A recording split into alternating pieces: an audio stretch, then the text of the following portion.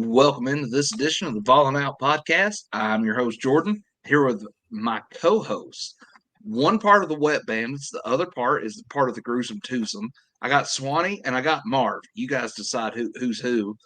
But tonight we're gonna talk a little bit about the portal. We're gonna talk about the Basevols, and then we're gonna talk some Vols in the draft. Shoot, we're gonna discuss the draft. What do you guys think? I'm down. Sounds good, man. Well, I'm down with it. Y'all ready to jump right into it? Let me start with saying it's a good day because Reggie Bush got his Heisman back. Got the Heisman Trophy reinstated. So if you guys are keeping score at home, that's now 2 USC running backs in the past couple of weeks who have gotten exactly what they deserved. That's true. If you're keeping score over the last, 3 months or so, that's everybody else 3 NCAA mil. If you really think about it, since the Vols got their won their NIL infractions deal, so the NCAA is taking L's left and right. Yes, that's true. I also want to point out that the NFL draft is going on while we're doing this. So if we interrupt here, just want to apologize in advance. Yeah, breaking news. But I just want to say Titans are not getting Joe Alt. Nope. Confirmed. Nope. Mm-hmm. Yep. All right, boys. So last couple episodes. Last episode we had Sydney Walton on from Moody High School in Alabama. Great kid, great episode. We wanted to make that episode all about our boy, and I know you two, Swanny, you were on it. Russ, you watched. The three of us are all in on the kid, man. He's a good kid.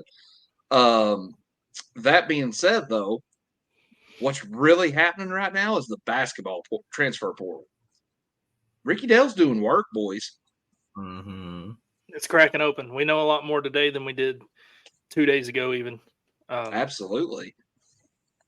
Who do we got? I can't help me on the pronunciation. I'm going to say Acapara.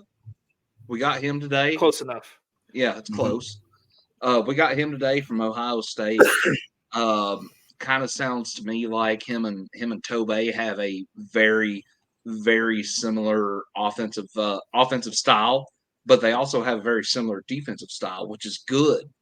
Because I love Tobey. I hope Tobey comes back, but it sounds like he's looking at Providence, Georgetown, Arizona. Russ, what have you got on that situation, buddy?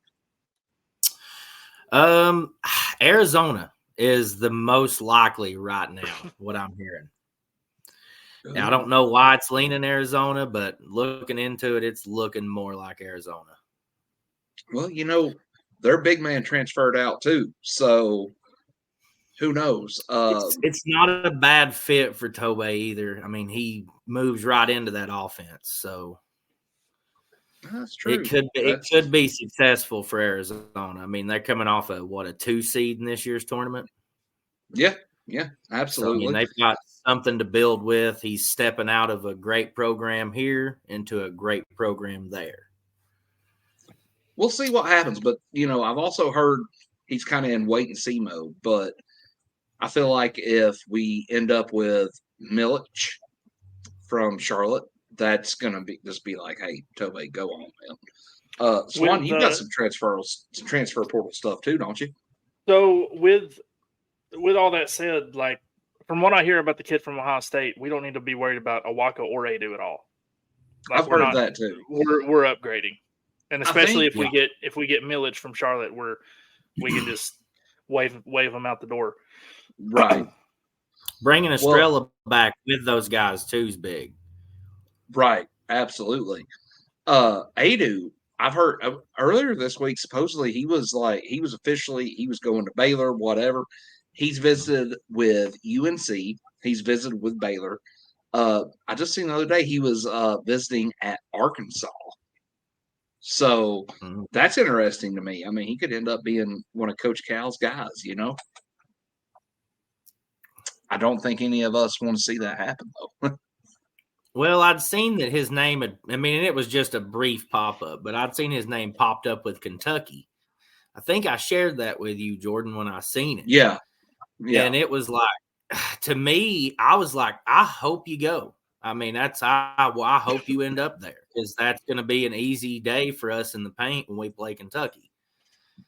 Well, we've all three talked about it before talking basketball on here.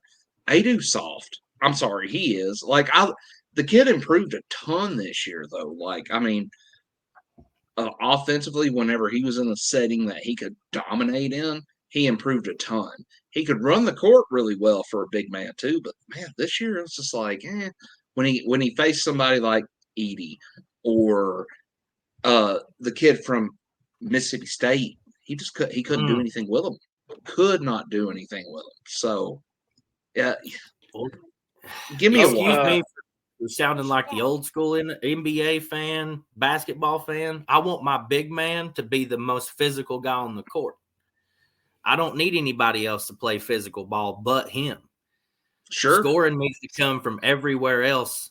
And, I mean, if he gets a couple of easy shots in the paint, so be it. But let him play physical ball. Yeah. Don't look at the draft, Russ. Or do. This is actually good for us. Anyway, so Okapara played for Ohio State last year. They beat Purdue. Okapara fouled out in 16 minutes against Edie. Leading to Ohio State winning that game. I read that today. I thought that was interesting. Most people fouled out against him anyway. I wonder that, but in 16 minutes, wonder. That's true. That's true. I wonder though, in those 16 minutes, how that was spread out through the game. He pushed the envelope. He pushed the envelope on him. Yeah. He knew that he played Felix Okpara. I'm working on it, guys. We'll just call him Felix O, or we could call him FO. I like that. FO. We'll call him FO. What's his number? Don't know yet. I think it was 0 though at Ohio State. We'll just add on his number at the end of the FO. There you go. FOO? Foo? Foo. Hey. Foo. The Foo Fighter. I think so. The big one still out there for us is Cade Tyson, even though I don't know if we're getting him or not. I think we need to be shooting for Chaz Lanier more importantly than Cade Tyson, since we got Dubar. Dubar and Tyson kind of play the same position. So Chaz Lanier, right? Shoot his 44% 3-point shooting percentage would be nice to have. Well, okay, so everything that I've heard, we get Tyson. He's going to UNC. I don't think there's any ifs, ands, or buts about that. He's going to North Carolina, not Northern Colorado, North Carolina. We're going to have to pull either Lanier or the other kid you mentioned there. But everything I've heard, Chaz Lanier entered the portal, has a do not contact tag on him. He doesn't know where he's going. He is a Tennessee lock. Well, he's getting his NBA draft evaluation as well. So he doesn't have to pull out of that till the end of May. So right. It could be a while before we hear anything about this. Well, that's true. That's true. Joe Milton Lover 69. I seen you there. That's true though. But the thing about it is like if you have to wait for your evaluation, I think you don't know. Hey, I've got to come back for another year. That's me. Yeah. Though. I mean, because you're he's not going pro, but he doesn't have to. He's just seeing all these guys are doing that. Yeah. Right. Bronny James, a bunch of them. Like, there's nothing wrong with that. They're maintaining their eligibility while testing the waters. I don't blame them. NIL in basketball and NIL in football, two totally different worlds. Basketball NIL probably not going to make near as much as you are in football if you're worth it. You know what I mean? Oh, absolutely. Yeah. So there's that. But the Tyson kid from Belmont, I've heard he's as good as gone to UNC. St. Thomas, no longer a take. God rest his soul. you know. Yeah, he's got been the written off as well. He's got the holiest name in the transfer portal. So, No kidding. like, how do you even go with that? But we're. I got to give Ricky Dale credit. You know, last episode, Swan, you and I kind of talked about it. Russ, you and I have talked about it. Tennessee basketball's not done well in the transfer portal. They're doing pretty well this year, it seems like, or are poised to do well, I should say. I mean, I think they just pulled the best player in program history out of the portal. Well, yeah, but that's a needle in a haystack type of find, though. You know what I mean? Sure. And you know how. But here's the thing, both of you, you know how the Tennessee Volunteer fan base is. It don't matter what kind of if we pull a guy for depth out of the portal, they're going to be like, that's the next Dalton Connect. Yeah, that is true. We're going to be looking for that now. We weren't looking for that with Connect. We just ended up with it. Right. And yeah, you're right about that. Everybody's going to be, this Darlingstone Dubar is going to be the number one pick in the NBA draft next year, when it's just not. He might be. Who knows? But I mean, you know, we can't be expecting it. Here's my take. It seems like through the portal, we're building our team the way we want to build our team. Well, and that go ahead. I was listening to Jordan Moore talk about it on the drive today, and he was just basically saying how all these guys are guys that we've recruited before, or they have connections to guys who went to school here, this and that and the other. And it's just everything that everybody we've gotten so far, and everybody that we think we are going to get through the portal, like there's a reason for it. Sure, absolutely. Russ, you had something on that. Well, man, honestly, for me, you said we haven't done good in the portal. We pulled Dalton Connect. I was going to pull that up. Swan already beat me to it. But he's really the only one out of that. You know, in your, defense, I do feel like I don't think we've got a Dalton Connect out of what we've seen so far. And I don't think we're going to get one in this transfer. But if we put a couple of guys who can play solid minutes, we're still going to put together a solid team. And hell, who knows? We might make it further than we made it this year with more than just one guy to rely on. Sure. But here's the thing. If we do get that one guy out of the portal this year, we're going to have that one guy we rely on, because we showed it this year. The thing about it is I'm a huge proponent of, we needed a guy like Dalton Connect. Tennessee basketball needed Dalton Connect in the worst way. But oh yeah, I agree. It's funny how the narrative changed throughout the course of the season. It was Tennessee relies too much on him. And yeah, at times, sure, they did. No denying that. But which is it? Do we need that guy that can take over the game, or do we need to play team basketball? Because the thing about it is, when Dalton scores 35 to 40 a game, chances are, I'd like to know what our record was, because I know for a fact he scored 40 plus once and we lost. If he's scoring 30 plus, I want to say it's around 500 or so. And we didn't lose that many games. So there's that.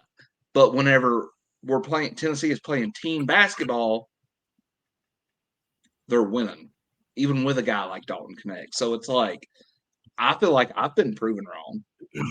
Tennessee needed to play team basketball, but they needed that one guy where he can still drop 24 or more, 25 or more, whatever, and still go out and take the game over when you have to have a bucket and win the game for us. That's kind of where I'm at. I don't think it was too much to ask to have both of those things. I don't either. No. But the thing about it is, man, let me interrupt here because the Titans are about to screw this up. They did. I'm done with the draft tonight. I don't even want to talk about it when it comes up on the ticker. Oh no! Y'all's draft is over with. I'm just waiting on us to draft next Mason Crosby. Who'd y'all draft? No. Not Brock Bowers, and that's all that's all that matters. Okay. They just had the next Travis Kelce right there in their hands and went ahead and took an offensive lineman. We need an offensive lineman, but it wasn't even the best offensive lineman in the draft. Brock Bowers would have made a bigger difference on the team than an offensive lineman. Well, boys, I'm sorry. You guys.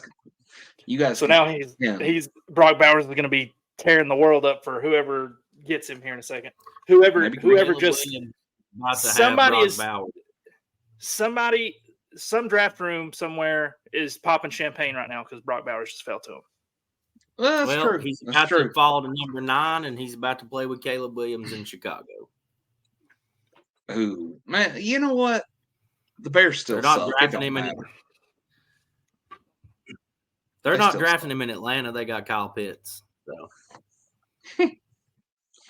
So same old all that being said, I'm aggravated. No, you're good. Let's you're get good. back to the show. My bad. That's the beauty of doing this live.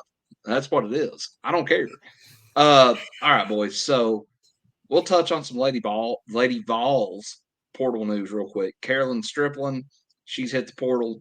I think she ended up going to Indiana. Lazaria Spearman from Miami. She's now a Lady Vol. Alyssa Lathan, she's a freshman transferring in from Syracuse. She's coming into the program too. So Kim K's doing some work in the transfer portal. Aaliyah Nye, though, she was kind of looking at coming here. And now all of a sudden, for whatever reason, she wants to stay in Tuscaloosa. So, you know. I just want to point out that Kim's last name starts with a C. I said Caldwell. No, you said Kim K. Kim Kardashian. I swear to God, I thought I said Kim Caldwell. It's okay. All right. I just thought it was funny. Imagine Kim Kardashian. That might have been an interesting hire. Lady Vols head coach Kim Kardashian. I swear to God, I said Kim Caldwell. But hey, yeah, until she messed around with the entire basketball team and we sucked. We'd have got some eyeballs on the program for sure. Oh man, Bruce Jenner comes in. I better stop right there. All right, boys. So football portal news though. Elisha Herring, we talked about him. Me and Russ did. He's gone. No bearing on his brother. Everybody was all hyped up about Damian Martinez from Oregon State coming in. Dude didn't even come for his visit. He canceled his visit. So do we really need a running back though? Like, that's the thing. Do we really need one? I know in the SEC. No, our room. No, it wouldn't. Room's loaded. It wouldn't hurt. I get that.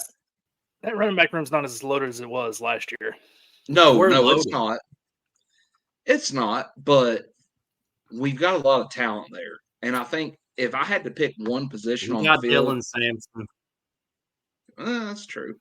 But if I had to pick one spot on the field, though, where in my opinion, it would be easier to come in and make an impact at as a freshman or a younger guy, I think it would be running back.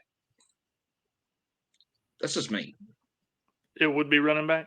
Somebody to come in and make an impact right away? I think so, too. Yeah. So, I mean, it's like because, I mean, you look at the NFL, man, how many no-name backs are out there just tearing it up every Sunday or, you know, not necessarily even starters, just they're there and they handle business. So to me, the Chiefs have won back-to-back Super Bowls featuring Jerick McKinnon in a heavy role. So right, yeah. We've been successful in the last couple of years running the ball when we have multiple options back there. We're not giving Jalen Wright 25 carries, right? But you know, with the three guys that we've got, I feel comfortable with them. Being Dylan Sampson, Deshaun Bishop, and Cam Seldon. And then we've got more of that guy. Then we've got the freshman Peyton Lewis. Don't know much about him, but he was pretty highly sought after. So the running back room, on paper, it's like, okay, it seems top heavy, but I think the running back room realistically is going to be pretty solid this year. We'll see what happens though. Selden is a big boy. Dylan Sampson, 1,100 yards this year. Mark it down. Hey, that's not out of the question, man. Because to me, okay, if I had to pick one back on this roster this year that reminds me of anybody in particular, not just because he wears the same number, but I would pick him to be like, okay, that's the next Alvin Kamara. But I think he's a little bit better than what he was at this stage in his game. He can catch the ball. He can break tackles. He's electric. Jalen Wright was damn good last year. Better than Kamara? At this point, not. It's hard to say that he's better than Kamara. I don't know about that. But I'll say I think that's a strong statement, Jordan. Dylan Sampson's my boy. Hop's offense it benefits running backs more than it really benefits everybody, but clearly the running backs, it hasn't really mattered who we've had out there. We've had good backs now. Tyron Evans, his first year there, Jabari Small, Jalen Wright have all had success, but it benefits running backs, and it's better for the offense to have multiple options back there. And just playing in this conference in general, you can't have one or two. You can't have too many. Yeah, you can't have too many. 3 running backs is borderline not enough. Sure. But what I'm getting at when I say he's better than Kamara, I think as a pure runner, I think he's better than Kamara. Kamara, if you think about it, a lot of his bigger plays come out of the passing game. He was receiving the ball, breaking screen passes for 30, 40 yards or more. That Texas A&M game, hell, he took 2 of them damn near to the house. He can break tackles. Sampson can do that. I think Sampson's a better running back, if that makes sense. He can do both. He's a hybrid. I'll tell you, the guy who. But I think that's what sets the two apart is Sampson can do a little bit of both. Not that Kamara couldn't, but Kamara to me always seemed like he ran into the pile a lot. Sampson, he can bounce one outside, and if he bounces one out, he's gone. You're not going to sell me on the Kamara thing. I'll never forgive Butch Jones for starting a wide receiver over Alvin Kamara. Hey, that's fact. But no, I'm going to counter you with this. We have a coach now smart enough to start a running back over a wide receiver. There you go. Yeah. I'll tell you guys, honestly, the comparison for me to Dylan Sampson, I'm not going to put him up next to Kamara. He reminds me more of like Montario Hardesty, except with a higher upside.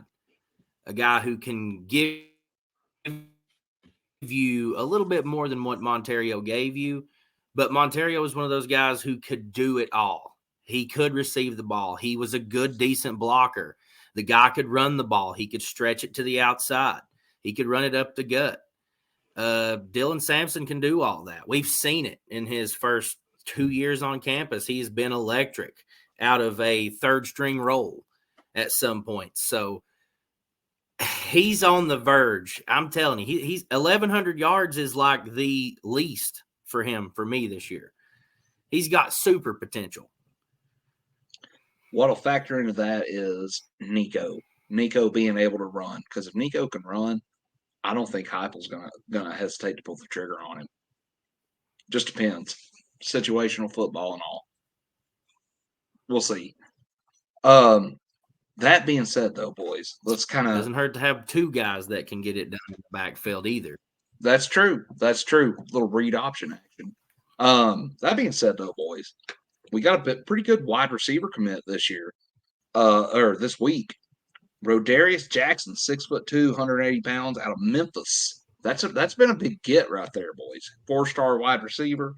He was 6th in the state, 30th wide receiver nationally, 237th ranked overall. nationally. So we got another ESPN top 300 guy. Good. We'll take him. Yeah, absolutely. Big get. I mean, I'll say this: two positions that I trust hype on is no doubt wide receiver and running back. Quarterback last year, Mr. Joe Milton Lover there. I'm setting you up. Mr. Joe Milton Lover there. Don't worry. I won't disappoint. I'm here for it. But what I'm getting at, he's not. He don't miss he don't miss much. This staff don't miss much offensively. I don't feel like they are great at evaluating talent. They could take a 2-star guy, and I'm just like, hell yeah, let's do it. Let's roll with them. But two spots I feel like they really, really evaluate talent well at is wide receiver and running back. They trust this kid, and he's got the ranking to go with it. I'm down with it. The offense is really good at getting receivers open, and it's quick. It runs at a quick enough pace to where defenses can't get set up to stop running backs. Right. Defenses are typically out of position against us. No, that's on true. All levels. Yeah, D-line, linebacker, and the defensive backfield. So quarterback, I don't know if I trust him on yet. Hendon, we got Hendon. He lucked into Hendon. Nico though. He started Joe Milton over Hendon. No, hold up. Now he did. But once it kind of started rolling, he could have turned around and done it the next year, but he didn't. Well, I mean, Hendon played his way into the starting lineup. It was no question after 2021 who was the quarterback. Exactly. Who knows? Here's my thing. Would you rather have Butch Jones here? That's not what I said. I was just saying there are still questions to be answered about Josh Heupel. I'm just saying. Can we have a secondary? I'm asking a legit question. Is it even possible with the style with our fast-paced offense? Is it possible to have a good secondary? Can we win a game on the road? That's another question. And then quarterback. It seems like now quarterback's going to solve itself because we've got guys like Nico, Merklinger in the wings, McIntyre coming next year. That question is going to answer itself. But that first year, he had a whole spring and fall camp with Joe Milton and Hendon Hooker on the roster, and he rolled Joe Milton out there. Okay, here's the thing, though. I'm going to play devil's advocate here. If you know in practice you've got the better quarterback sitting second string, but you think the first guy has more upside, because let's be honest here. Joe had more upside than Hendon. He's got a better arm. He's a better runner, bigger runner. Joe had all the. He's not a better runner. He is more athletic and throws the ball better. That's what I'm saying. Like he's got all the measurables. He had all the measurables to be a Josh Heupel quarterback. Hendon didn't.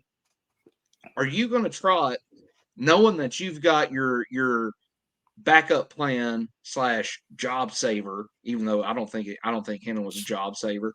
His job's not going to be in jeopardy anytime soon. So, talking about Josh Heupel, but what I'm getting at is if you've got a guy that you're like, okay, this dude has this much upside, and I kind of already know what I've got with Hendon. I think I can coach this other guy up to be better than that. Are you going to trot your job saver, quote unquote, out there, or are you going to trot the guy out there that you're like, I can coach up? Because here's the thing, it was a win-win for Heupel. He wins 7 games with Joe Milton out there. He looks great. He wins 7 games with Hendon Hooker out there. He looks great. And then you follow it up the next year with Hendon. It was kind of, to me, I don't care who it was. That first year, he could have went 5-7. As long as I had fun that first year, I was happy. Heupel made the right decision starting him. He also made the right decision after Joe got healthy, even after Joe got hurt and got healthy, replacing Joe with Hendon. I can see that argument for sure. I could see all your reasoning for starting Joe Milton at the start of the 2021 season. I mean, the dude comes out and he looks like a damn tight end playing quarterback. He's got all the upside. Has it all. He's athletic. He's a good runner. When I say he's a better runner than Hendon, I don't mean that he's a faster runner than Hendon. I mean that he's more physical. He can handle the hits better than Hendon. I mean, shit, man. We watched Hendon go down with our playoff hopes in Columbia. You were there because he had awful form running the ball. He tore his ACL in the back. That's what I'm saying. Well, that's what I'm saying, though. That cut, man. He made a quicker decision. He made Joe Milton. The reason he was not the better runner is because he didn't decide quick enough that he was going to run. He held on to the ball. Go ahead. That's really it. That's pretty much all I had to say. Just slow. What I'm getting at though Up is, here. I think he is. Go ahead, Russ. Go ahead, Russ. I think the ACL injury that Hendon suffered. Sorry, I'm on some kind of delay. You're fine. Go ahead. But anyway, just keep. I think the ACL injury that Hendon suffered, I think that was I think that was a big deal to the line play in that game. I mean, if Spraggins holds that block for a half a second longer, we're not looking at an injured Hendon Hooker. We're looking at Hendon going up the sideline. Maybe. I don't know. To me, he always had a funky form running, and that's not a knock on him. Just that inside cut that he would make. You know what I'm saying? He was a scary runner. Like every time he took off, it was like, oh no. Right. That's what I'm saying. Like that was what I was always afraid of. And then like you watched him go down in person. I'm watching him, and I'm like, this MFer just tore his knee all to shit. Joe was big enough to go down through there. He had a better form running. That's all I'm saying. I'm not saying Joe was a better quarterback. I'm not going to argue that because I'm not stupid. I'm not going to die on that hill. But here's the thing. Because I know kind of where this is going. If Joe wasn't better than Nico to start the season last year and to go on throughout the season last year, he don't start. I'm sorry. I'll take 8-4 over going 6-6 and watching Nico win a I don't want to say meaningless bowl game, but I'll take 8-4 watching him go 9-4, shutting out Iowa against what was an elite defense, quote unquote, even though their damn offense couldn't score on Gatlinburg Pittman up here. I don't care. I don't care. I will die on the hill of Joe was a great bridge quarterback, not a great quarterback, but a great bridge quarterback to where we're wanting to go. Just saying. I mean, there's nothing I can say. I can't disagree, I guess. I was never an advocate for throwing Nico out there as a freshman. But he did look really sharp in that bowl game. He did. There's no denying that. But here's my argument to that, though. You have a month to prepare for an elite defense. How can you not look really sharp? You know what I'm saying? If you're, as far as saying, okay, my quarterback, my coach is an elite offensive play caller. We prepare well for good defenses. Whatever. How can you not trot out an effort like that, though? Like, yeah, Yeah. Well, we should have taken that into account when we were judging Joe Milton on his Orange Bowl performance too. No, Instead of absolutely. being like, "Oh, we'll be fine with Joe next year." Absolutely. I agree with you 110% because you and I both sat here in my living room and bought into that. Like you and I both did. Oh, yeah. Big time. I mean, we were both like, hell yeah, we're going to the Natty next year. The thing about it is, though,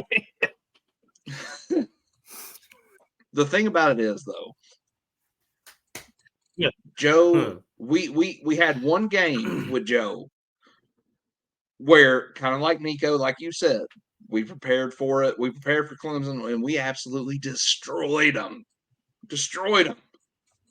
And the grill Dabo was talking about flipping burgers on. Just, we had to put it on the field for 12 games last year, and we couldn't do it. I guess there's one question we don't have to answer about Josh. If you've got a month to prepare for somebody, we're going to be prepared. There you go.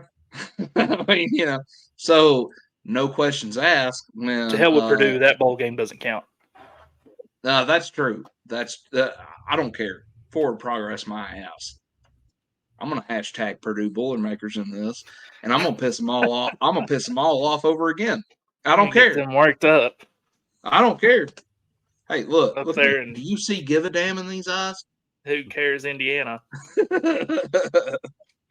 So, anywho, boys, we'll save that for later on. I mean, we got all summer to talk about this. Shout out to our boy Swan. You were on with us the other night. Sidney Walton, Moody, Alabama, committed to the Vols over Mizzou.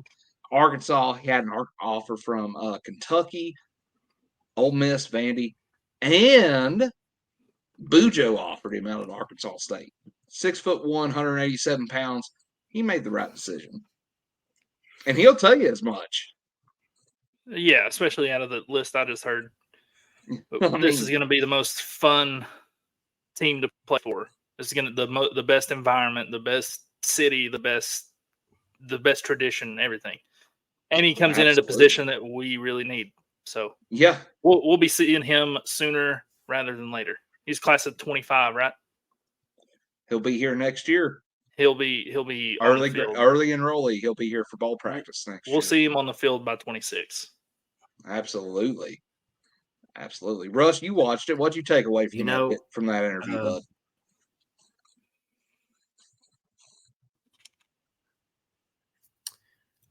I loved it, dude. Dude's super smart to be a kid.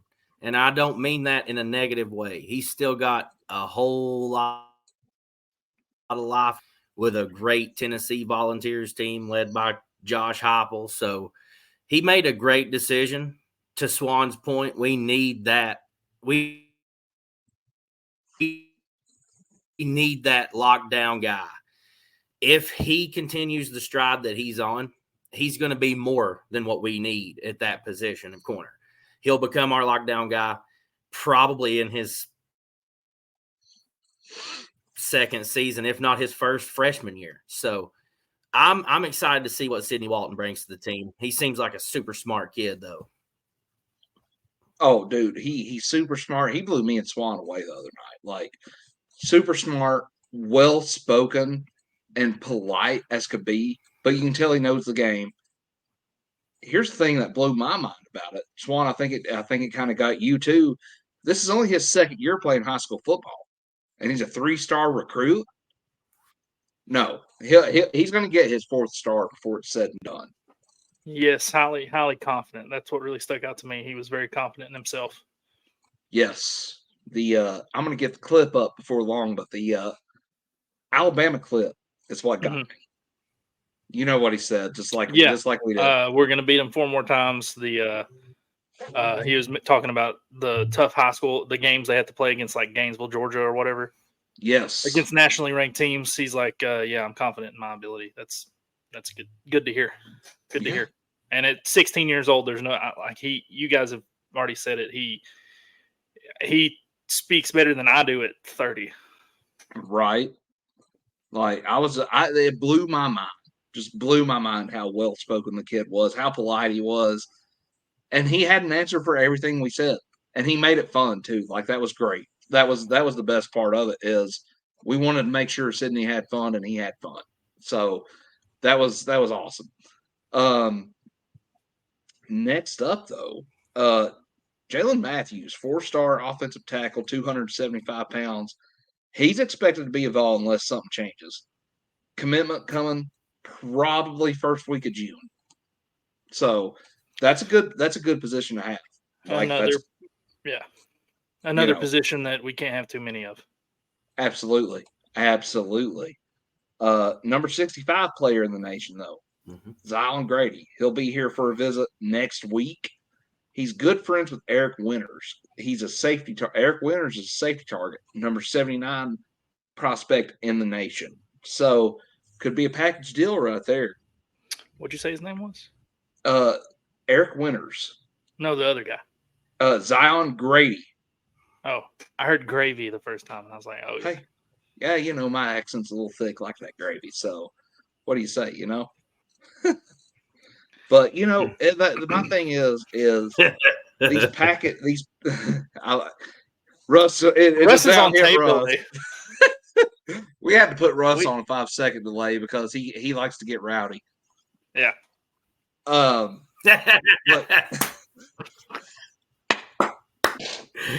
oh, hell. Oh, man. Oh, shit. He just snorted. We heard that in real time. He'll hear it in 5 seconds. But, boys, I mean, I don't think we got any more transfer portal news Vol related. Really. I think we've touched on all of it. So here's my next thing for you guys, both of you actually. This year, helmet communication and the 2-minute warning is coming to college football. What's your take on that? Wonderful. It's beautiful. It's about damn time. It would have solved that whole Michigan thing right away. What was Michigan? The sign stealing thing? Yeah. They don't. That's not an issue if you can just talk to the quarterback in your helmet or the middle linebacker. Facts. Russ, I don't know why it hasn't. I don't think there's a good reason for it to have not been a thing already. I think, Russ, hold on just 1 second before you fire off. I think to your point, they feel like it would make it too much like the pro game. But essentially now, in the era of NIL, that's where we're at. Yeah, Russ? And that's the better game. Russ, go ahead. 5 seconds later. Honestly, I think that the communication through the helmets is going to cut down a whole lot on your delay of game penalties. Things like that are going to dissipate, and that's going to be helpful to the Vols. We had a few of those that were untimely last year, that if we had helmet communication with Joe or whoever was at helm, that's going to stop a lot of that. So that's big for us. Now, the 2-minute warning thing, that's also big for us because Hop's going to be able to scheme up 2 minutes worth of plays, and we're not even going to have to make another huddle.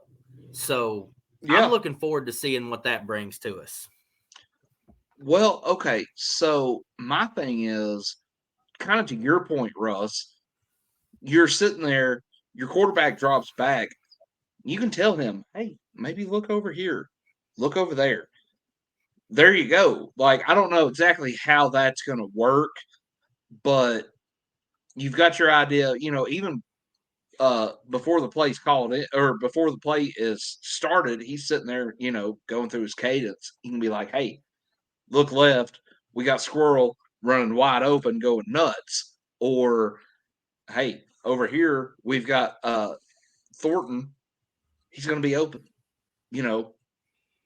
I think there are rules in place in the league where you're not talking to them while they're playing, sure after the ball snapped. I'm sure that's it's got to be uniformed. So, because if not, I mean, you got a great coach on the sideline. That's got to be that's almost a cheat code. You know what I mean? Yeah. So the 2-minute warning, though, Russ, I liked your point on that because 2-minute warning don't do nothing but give us a break. I do have a point on that. Go ahead.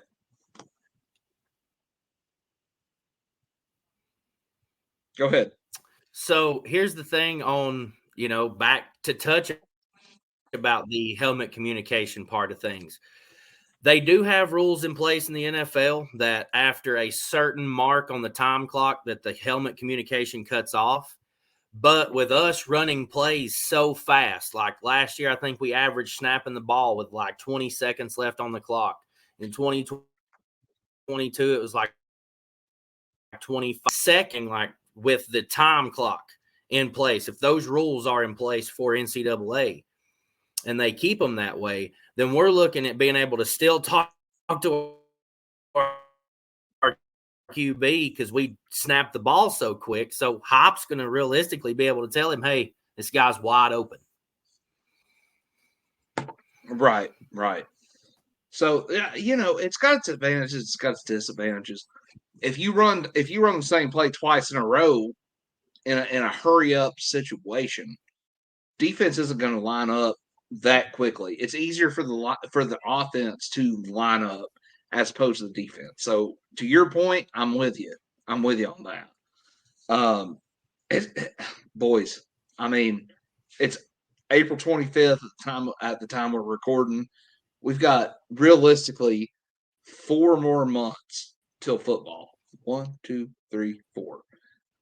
It's coming up quicker than what we realize. We're both excited for it. We've got this year we're going to sit here. We're going to break down games over the summer. We're going to have fun with it. I'm looking forward to this football season, kind of like I was the 22 football season. So let's see what happens. Because Nico may not do it this year, but I think he's got a huge opportunity to do it next year, because especially if he shows out, because Vol Nation's going to make it rain for him next year if he don't do it this year. We'll see what happens. Yeah, I'm always excited for Vol football. It's the end of your worries, really.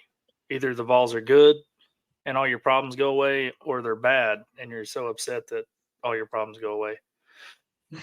Either way, but we've talked about it already. I'm not. We're a playoff caliber team, but not. I really think 10 wins would surprise me. I'll bet that we open in Vegas at 8.5. I would take it. I would take the over. Right. I would go 9. I think we got 9 wins, but I don't think we've got players everywhere. We've got talent at every position, but we're not super deep. Here's the thing. Hype on the road is a problem. And we've got Oklahoma, we've got South Carolina, and we've got Georgia.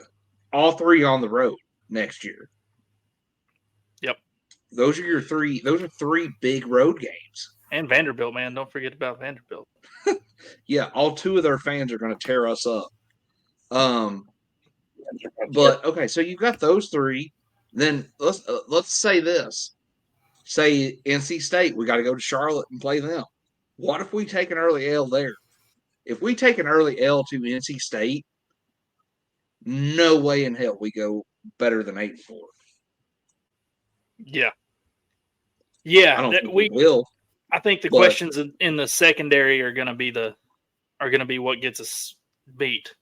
Now this new group that we're going to have coming out there they could surprise us all, I guess. But that's where we're going to lose our games at. You mentioned South Carolina, and you know how we are. We're going to go ahead and write South Carolina off as a W. But they could. I mean, those are the type of teams that'll torch us throwing the ball. Yeah. Well, especially if Michigan is out here, stealing signs again. So I don't know, boys. We'll have our probably closer to the start of football season. We'll have our prediction show where we sit, we pick down, we pick every team in the conference, and we'll see where the chips fall. But we're also going to sit down. We're going to break down, the football schedule for the Vols this year. We'll see what happens. But I just like you guys, man. This is the time of the year. It's time to start. Maybe kind of being like, hey, football's only 4 months away. It's kind of time to start getting excited. And then, July hits. the right dog around the days time. of summer. Yes, where you're like, shit, all I got to watch NASCAR and baseball. And then about the last week of July, you're like, because we get it this year, that NCAA football game's coming out. That'll be what carries us through. Thank you, EA Sports. Thank you, NIL. And NIL, yes. So, boys, real quick before we dive into the draft, we'll skate through this. Basevols had a top 3 matchup this weekend up north in Lexington. It was a hell of a series. Hell of a series. Vols got the it was like a super regional feel to this series. Like number 2, number 3, it was there. All of it was there. And the Vols got the rubber match on Sunday, man. Win 2 out of 3. Christian Moore, he had a huge weekend, named SEC Player of the Week for the second time this year. Mm-hmm. Can't complain about it, man. Only thing we can complain about, really, the Vols blew a late lead to drop game 1 on Friday night, 5-3. Kentucky had a 3-run 7th inning. Other than that, Vols handled business this weekend. Yeah, big series win on the road against a really good team. I don't think our expectations were super high for the Basevols this year, but we've got a contender. We do. We're gonna learn. We're gonna learn a lot more about them this weekend too. They've got Missouri. Yeah, Mm-hmm. yeah. I know. Earlier this year we done a Volling Out baseball special. We picked them to have 50 wins. They're not far off of it. They're 36-4, 36-3 right now. So they're not far off of it. But there's a lot that can happen within the next 3-4 weeks before, Omaha hits and we're sitting here wondering what we're going to do, Saturday, though, man, they won 9-4, had 5 home runs in the game. 5 of them. That's Christian raking. Moore, do what? That's raking. It is, Raking. man. Like slapping that ball. Can of corn. It's like they're swinging at a watermelon. Whatever baseball analogy you want to throw out there, that's what we're getting. Christian Can of Moore, corn. Right. Can of corn. I think Russ caught back up with us. I think he did. We're glad to have you, man. Not on the 5-second delay. Welcome to the show. I think it was because I was in full screen. It could be. It don't matter. It don't matter. We're happy to be here. The 3 of us are happy to be here. But man, okay, so Christian Moore, Blake Burke opened the game up on Saturday, both with back-to-back home runs. So we come out just sticks were hot. I mean, what else can you say? You know what I mean? Yeah. And that seems to be the theme this year. Like when the sticks are going, the Vols are running. You know what I mean? So Christian Moore's a mean man. He is. Don't sleep on Amick, though, man. Amick is nasty with it. I love the shot on Sunday night. It was the walk-off that Moore hit, obviously. But he just stares them down. You get mad at hell yeah. Yeah. Just, I mean, that's one thing about it. Baseballs have never lacked personality. So Sunday was a little different. Vols won Sunday in a shootout, 13-11. Christian Moore had himself a damn day, though, boys. 3 home runs, 4 runs scored, 6 RBIs. 6 RBIs. 6 ribbies. That's producing right there. Like that's like the town ho they're putting out. You know what I mean? That's more than one hand. I'm not going to be able to edit that out, but it's okay. Tennessee moves to 33-7 on the season, 12-6 in the SEC. Midweek game this week against Western Carolina before Mizzou comes to town. So next week we'll have plenty to talk about there. But that being said, I think we all know what we're all here for tonight. The draft. What I'm here for. Yeah. So Swan, what's happened up to this point? How far into the draft are we? We are 13 picks deep. Caleb Williams went 1-1. Not a big surprise there. Jaden Daniels 2, Drake May 3, Marvin Harrison Jr. 4. That's pretty much chalk. Here's where it got interesting. The Chargers, who a lot of people thought would trade out of that 5th pick because they don't need a quarterback. Obviously, they really don't need much. They went ahead and took the best offensive lineman in the draft in Joe Alt. And then the Giants turned around and took Malik Neighbors, who those two were probably the top 2 guys on the Titans board, who were next at 7th. I was telling you guys before we started tonight, I wanted Brock Bowers. I pitched a fit earlier that we didn't get Brock Bowers. We took J.C. Latham from Alabama. The 8th pick surprised me because the Falcons just got Kirk Cousins, but they're going ahead and getting his replacement with Michael Penix Jr. Ooh. The Bears got Rome Odunze from Washington, the wide receiver. That's J.J. McCarthy. Yeah, he's a good player. J.J. McCarthy goes 10th to the Vikings. That's a joke. They got an offensive lineman for the Jets. Yeah.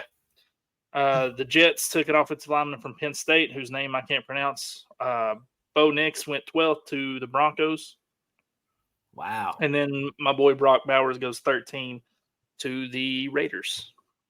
Good pick for the Raiders. To the Raiders, though? Like, they got Michael Mayer last year. Michael Mayer's not been bad. No. Brock Bowers Brock Bowers is it. Sure. I mean, that's one of those. That's a throwback to Al Davis right there. That's take who's the best available at that point. That's not a quarterback. Honestly. Best available. He should have took Joe Milton, baby. Let's go. Let's go. I mean, he did take a flyer on Jamarcus Russell. All right, boys. So, real quick though, we'll hit on the draft and then we'll close it up because I know we're all looking forward to watching it. Jalen Wright, we're gonna talk Vols in the draft. Jalen Wright, I've seen him anywhere from 2nd to 3rd. Cowboys love him. Packers need him. Who doesn't need a good running back though? Like Jalen Wright he's got all the measurables that you're looking for in a decent change of pace back. To me, he reminds me a lot of Tony Pollard. I think it's a good comp. I've read somewhere that the Broncos really like him. I think we definitely see him get drafted tomorrow, being I think so too. 2nd or 3rd round. I think so too. If he's had a phenomenal combine, or somebody wants to take a flyer on him late 1st round. If we see him go tonight, I don't think we do, but I think that's one of those deals where somebody could just be like, "Hey, I like him that much. We're going to take him." The only way running backs go in the 1st round is if they are workhorse. You can hand this guy the ball 25 to 30 times a game, and he'll get it done for you. I don't think Jalen Wright's that kind of back. He's a complementary piece to Derrick Henry or to somebody of that nature. Fair enough. Saquon Barkley at Philly. Yeah, but okay. So if you're Philly, you signed Saquon this year. Saquon gets hurt. Do you want Jalen Wright to be your starter? Yeah, but if you're giving the ball to Saquon 25 times a game, and Jalen Wright's your backup, Saquon goes down. Does Jalen Wright automatically get those 25 carries, or does he get 17 carries and then somebody else is getting the other 7-8 carries? That's a good that's a good point. But to me, like, if he's that good, you're going to give him 17 to 20 instead of, giving up 8 carries. Because we seen it last year, man. I mean, Jalen's got that breakaway speed. If he gets one block and he can make that first guy miss, he's gone. So, who knows? I'm personally hoping my Packers draft him because we've signed Josh Jacobs. We let Aaron Jones go. A.J. Dillon's on his way out the door too. He's a perfect complement to Josh Jacobs. Mm-hmm. That's exactly the kind of situation I was talking about. I think he's great, and he would be fantastic in the Packers backfield. So I'm gonna agree with that 150%. Like that's because I've seen it, and I'm like, hell yeah! I cannot tell you the last time I was went Donald Trump. The last time it was huge. The last time the Vols got drafted by the Packers. So Jalen Wright, fine running back. That's the best I got. He's not from China. It's one of those things. That's what I want to see. Like him, I would love to see even like Kamal Hadden. They've got him going late in the draft, like last day of the draft. Russ, you and I were on the phone earlier talking about this. Whoever gets Kamal is getting a steal, I think. And it's funny as hell because we all roasted him last year for the most part until we had no choice but to be like, hell yeah, that's our guy. Yeah, he was actually pretty good. He was making a bigger difference on the field, especially on the defense, than anybody except for James Pierce. Yeah. I mean, that's where we're at, and it is what it is. Even if he doesn't get picked this weekend, he'll make a practice squad easily. Sure. And then last but certainly not least, Swan, Joe Milton. I saved this for the end of the show because I know how this is gonna go. So let's hear it. He's gonna get picked. He had a good combine. He had a good pro day. He's gonna get picked Saturday. Friday, if a GM wants to lose their job. Ooh. That's tough, but you're right. I mean, okay, so here's the thing. You're looking at anybody watching YouTube right now, whenever we drop this, is going to see it. The two on the top were Joe Milton guys last year. I'm not saying you weren't, but you were very candid on what you thought about Joe. Yeah, I mean he's the quarterback from my favorite team. I want him to be successful. I'm rooting for him. Of course. He just wasn't good. I don't think you guys all the time say, "Well, he wasn't bad." Well, yes, he was. He wasn't good at all. He was. It reminds me, last year there was a time where Russell Wilson had better stats than Patrick Mahomes. Did that make Russell Wilson a better quarterback than Mahomes? Like, I've seen good quarterbacks play and I've seen bad quarterbacks play, and Joe Milton was a bad quarterback. Joe was very one and done on his reads. If he was able to hit another read, it was his third or fourth read because he had enough time where he didn't have anywhere to run. He had enough time to just stand back and let one go 50 yards downfield. So, no, I get what you're saying.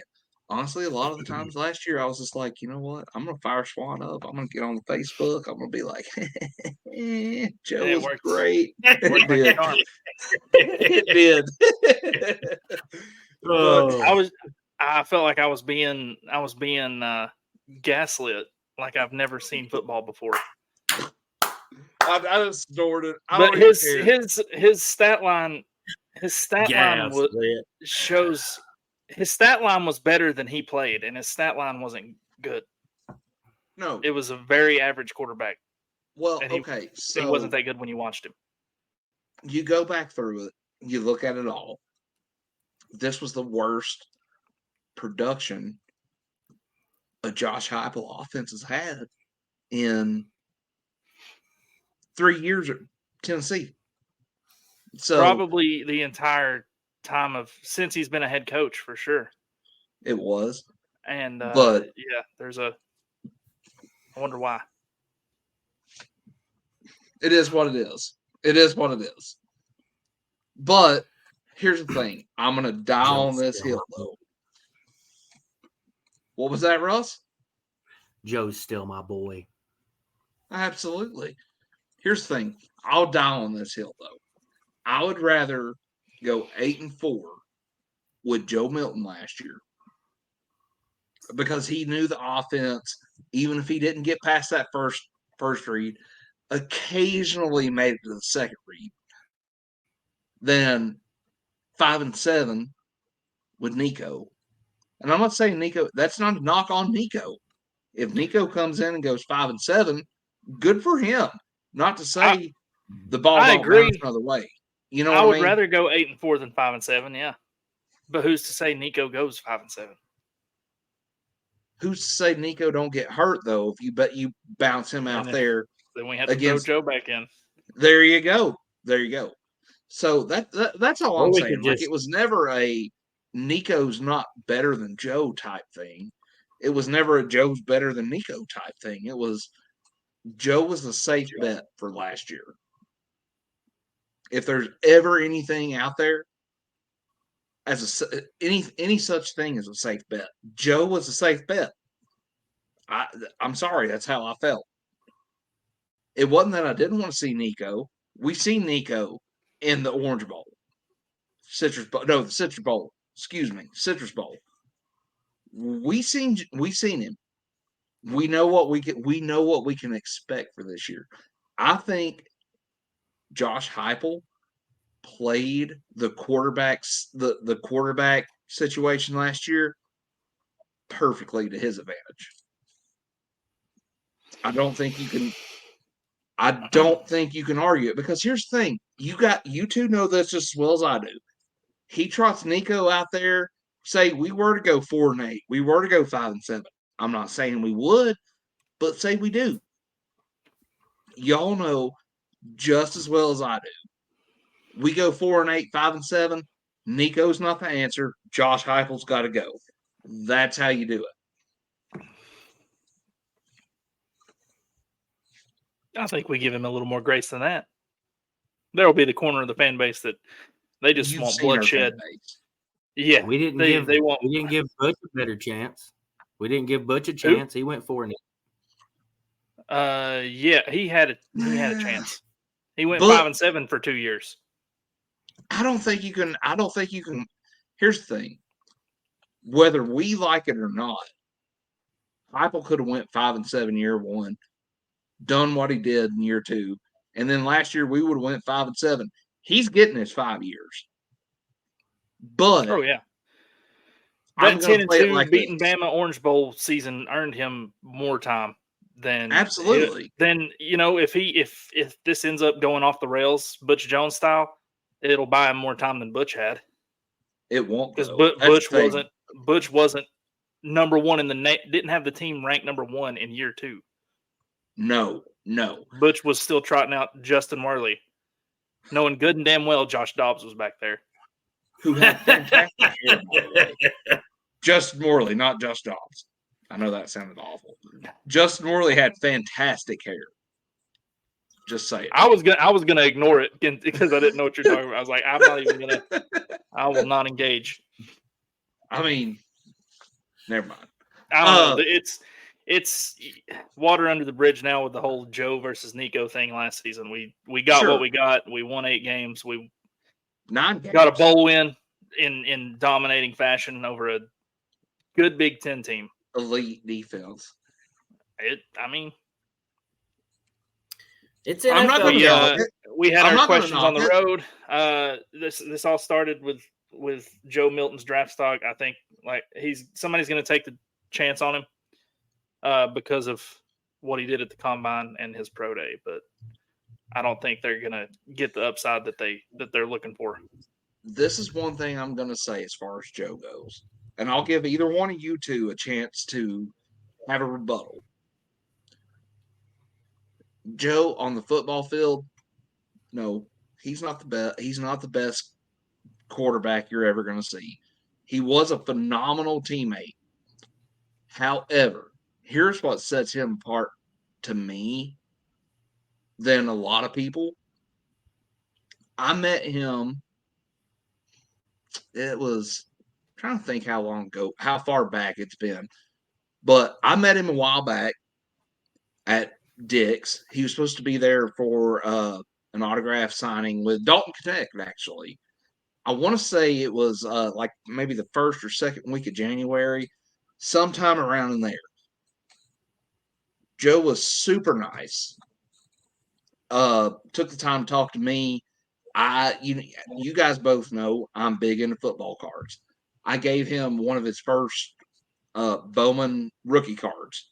And I was like, Joe, have you seen this yet? He was like, no, I've not seen one of those yet. Super grateful, gave it to him. I mean, he may have seen it, he may not have. I don't know.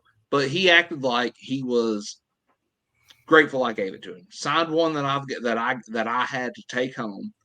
But the important thing was he took the time. He talked to Abel, talked to my little boy, and he talked to my little girl. And they absolutely ate it up. To this day, he is the background on my kid's phone. The picture I took of him and Joe at Dick's that night. That means a lot to me. Mm-hmm. That means a lot to me. That's beautiful, man. He's a super nice guy. Super nice guy. I know a lot of really, really nice people who can't read a defense also. So, I'm just saying, though. Oh, always got to be a Scrooge. Smart ass. I'm just saying. It's okay, though. It's okay, though. Like, I get it. Because I went down there that night, and I'm like, man, I could tell this dude he couldn't read a defense worth a damn.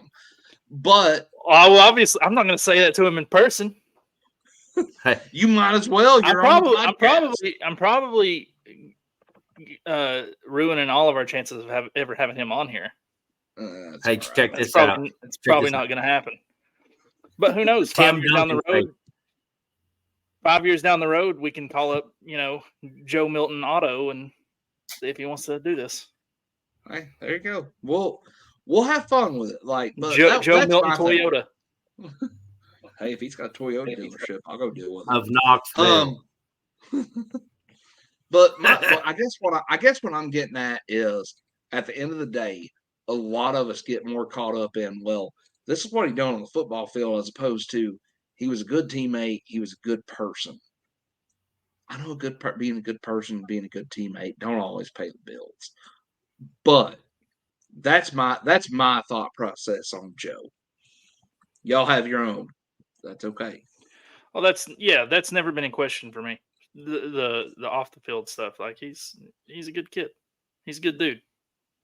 We've had quarterbacks here who are terrific on the field and not so great off the field. Right. You guys talked about him the last time you were on, Tyler Bray. Could light it up on the field. He could light up a Sea-Doo with a Bud Light bottle too. Yeah. Questionable at best character. So he's never coming on here either. That's okay. That's okay. Because you know what? He played for the Bears once upon a time. The Bears suck. Ooh. Clyde, I love you. That being said, boys, I think we've about talked about all we can talk about tonight. Don't y'all? That's true. Anybody got a closing point, closing argument? Like, rate, Russ? subscribe. I like it. Like, rate, subscribe. Like, rate, and subscribe. Oh, wrong hand. That one. Either way, boys, I appreciate you guys. Swanny, I seen you. Either way, boys, I appreciate you guys jumping on with me tonight, talk some ball.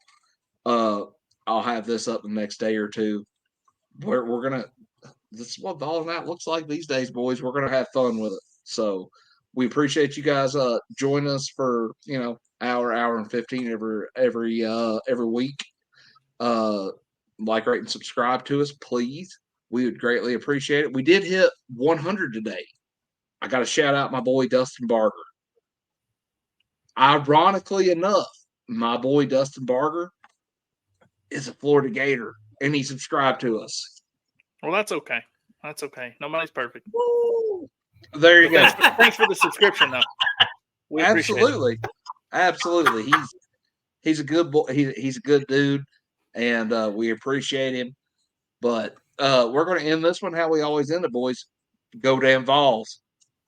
Go damn Vols. Go Vols.